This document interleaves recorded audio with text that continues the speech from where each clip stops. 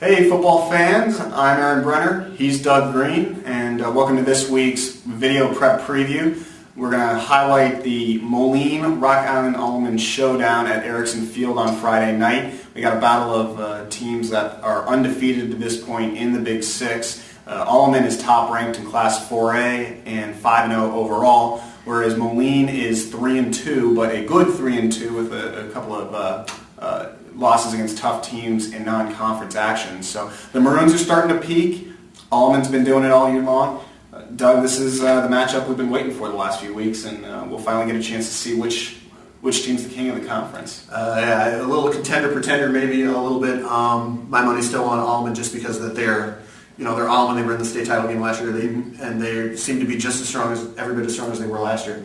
That defense is going nowhere. 2.7 yards a game, or 2.7 yards a rush, is that what they're giving up? That was before last week, but then Galesburg got less than a yard per rush. Ooh. So that average is somewhere in the area of 2 yards a carry for Alleman opponents. It is tough to move the football when you can only go 2 yards at a clip. Now, obviously, Deshaun Johnson for Moline, a little bit stiffer test for that Alleman defense. Deshaun Johnson has not had trouble moving the football. He has 7.2 yards a carry. He's up over 800 yards on the ground, which is second best in the conference. But as Garrett Miner, the Moline quarterback, pointed out to me a couple weeks back, Deshaun is so much more than just about his yardage.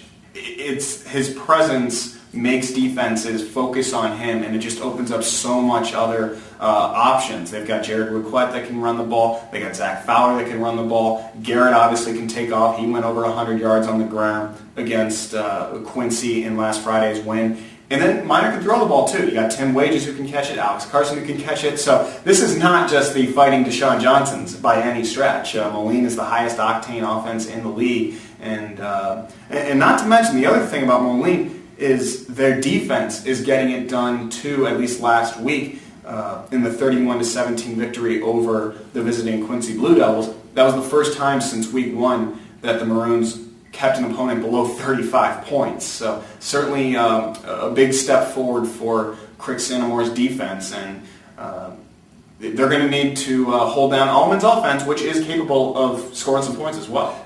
That's not the game that Alleman likes to play, though. Alleman would much prefer to beat you 17-10 rather than try and outgun you 35-28 or something like that.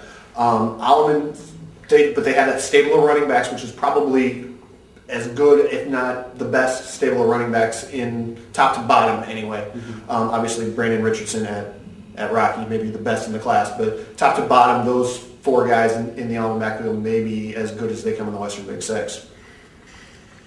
Yeah, as mentioned, Alleman really constricting opponents defensively. They've only allowed 12.2 yards a game on defense. That's actually higher than its total to this point last season when Alleman went all the way to the Class 4A state championship game. After 5 games in 2010, the Pioneers were allowing 8 points a game. So obviously still the Pioneers have an excellent defense. To be fair, Alleman's 5 opponents so far are 7-18.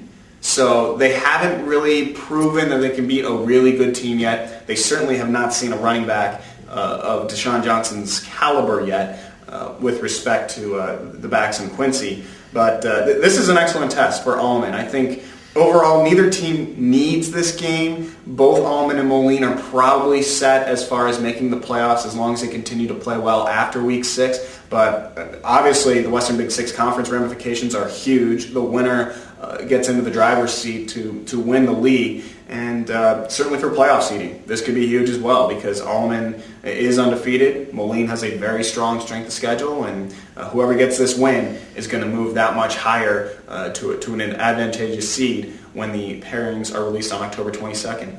And then the last thing to remember about this game is that even when Moline was still kind of finding its way last year as a younger squad, they actually had Alleman tied at 7-all with 10 minutes to go before Pat Ewald kicked a go-ahead field goal, and then the Pioneers had a 15-play touchdown drive near the end of the game. So the Pioneers won that 2010 matchup 17-7, but Moline knows it can play with Alleman, and so this is going to be the greatest test so far for both of these teams on the season, and it's going to be a lot of fun out at Erickson Field Friday night to see which team comes out on top.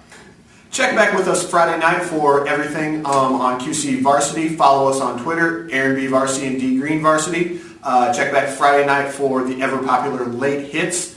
Friday or Saturday Rewind in Sunday's paper. Am I missing anything that we normally throw out there? Oh, our Twitter accounts, live blogs, all sorts of fun stuff on QC Varsity. So if you can't find us, you're not trying.